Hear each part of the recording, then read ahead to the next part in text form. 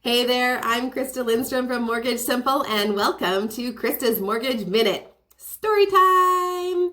So I got a call from a client, and the client was in a bit of a pickle.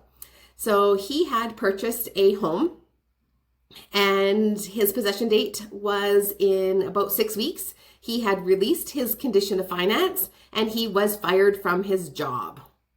So his question for me was, what do I do? Do I tell the bank that I was fired from my job?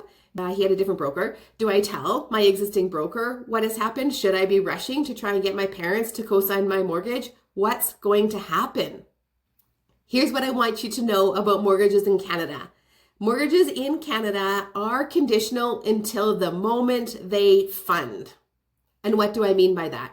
So even after we do a condition of finance removal, banks will often do a credit check prior to releasing the funds. They will also sometimes request a pay stub, and they will sometimes do a background check up to the day before the mortgage releases. So they do their due diligence before they release the funds. So that's what I mean by all mortgages are conditional until they actually fund. So it's really important from a consumer standpoint that you don't make any changes to your mortgage application. So any changes in between the time that you make the application and funding, because the bank or the lender will often check.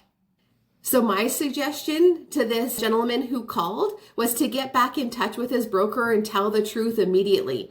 Because the more time that we can have to solve a situation, the easier the situation is.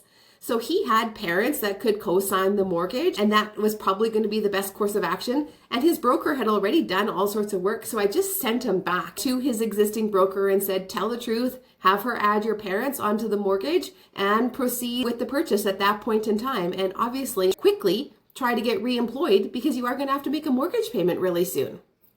So there you go. I think it's fairly common sense. Honesty is always the best policy. If you have any questions about any of this mortgage stuff, I love chatting about it. Let me know. Thanks so much for watching. Have a great week.